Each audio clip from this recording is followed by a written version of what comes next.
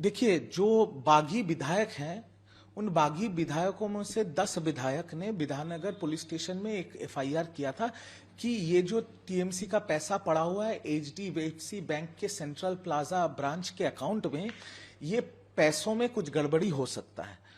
वो ऐसा एफआईआर दर्ज होने के बाद एचडीएफसी बैंक ने तृणमूल कांग्रेस के 3 अकाउंट जिसमें 440 करोड़ रुपए पड़े हुए हैं उसको डेबिट फ्रीज कर दिया गया है। ये तो सारा चीज कानूनी तौर पे हो रहा है।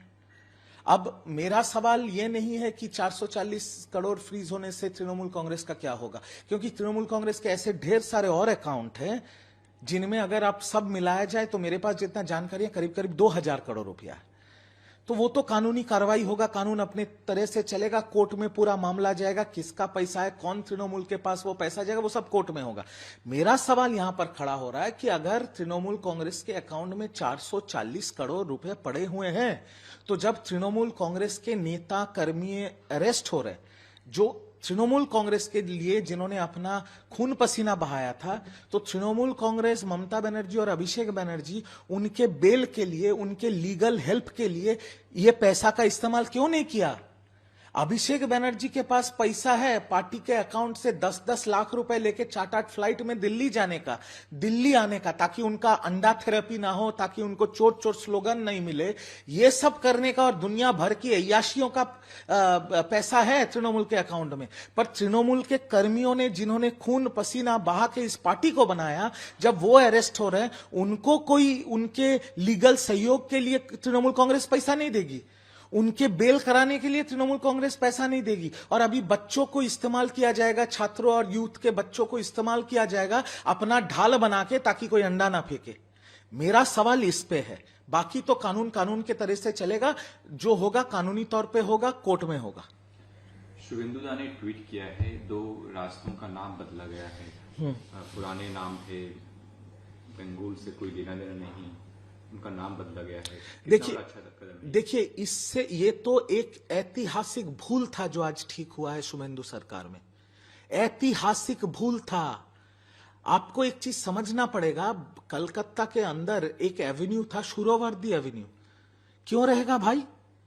शुरवर्दी ने, जहां पर ये शुरवर्दी जो व्यक्ति था, ये इन्होंने हिंदुओं के ऊपर अत्याचार किया था, हिंदुओं का खून किया था 1971 साल में, हिंदू औरतों की इज्जत लूटी गई थी।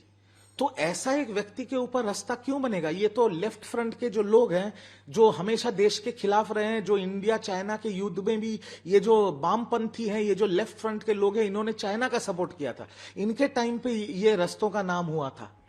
तो ये तो एक ऐतिहासिक भूल था, तृणमूल कांग्रेस क्यों नहीं किया? आज कलकत्ता म्युनिसिपल कॉरपोरेशन ने सुरवर्दी एवेन्यू का नाम बदल के गोपाल मुखर्जी एवेन्यू किया है, और मैं इस सिद्धांत का 100 में से 100% सपोर्ट करता हूं। गोपाल मुखर्जी बंगाल में कलकत्ता का एक ऐसा व्यक्ति था, जब पाकिस्तानी लोग, जब ये राजाकार पूरे कलकत्ता में डायरेक्ट एक्शन डे पे हिंदुओं को काटा जा रहा था, हिंदुओं को मारा जा रहा था, हिंदुओं को रास्ते के बीच टांगा जा रहा था, हिंदू औरतों की इज्जत लूटी जा रही थी, तब ये व्यक्ति गोपाल मुखर्जी ने खुद शस्त्र उठाया था और हिंदुओं की रक्षा की थी। आज सुरावर्दी जैसे एक राजाकार का नाम मिटा के गोपाल मुखर्जी का नाम रखा गया है, इसके लिए मैं 100 में से 100% इसका समर्थन करता हूं। एक ऐतिहासिक भूल आज ठीक की गई है। पूरे देश में नीट का री एग्जाम हो रहा है। प्राइम मिनिस्टर मोदी कोलकाता से जब दिल्ली गए, उस समय ठीक 2 बज रहा था। जब वो बाहर आते, प्रोटोकॉल लगता, सड़कें जाम होती, नीट एस्पिरेंट्स को दिक्कत होता। इसके लिए प्राइम मिनिस्टर मोदी 40 मिनट तक एयरपोर्ट पे ही रुके रहे। कैसे देखते हैं? इसीलिए तो वो देश के प्रधानमंत्री है, और इसीलिए तो उनके सामने कोई खड़ा नहीं हो पा रहा है। ये छोटी छोटी कारण बहुत बड़ा होता है। एक देश का प्रधानमंत्री, जननेता, भारतवर्ष के 35-36% लोग, एक 150 करोड़ की आबादी में 40-50 करोड़ लोग एक व्यक्ति को देके वोट देता है। वो एक दिन में नहीं होता है, सिर्फ एक पार्टी के वजह से नहीं होता है। इन छोटी छोटी चीजों के वजह से नेता से वो जननेता बनते हैं। वो 40 मिनट बहुत बड़ा बात है। अगर प्रधानमंत्री दिल्ली एयरपोर्ट से निकलते सारे सड़कें जाम हो जाती, बच्चों को लेट हो जाता एग्जामिनेशन सेंटर पहुंचने में, तो मैं तो धन्यवाद देता हूं, मैं आभारी हूं प्रधानमंत्री का ये सिद्धांत लेने के लिए।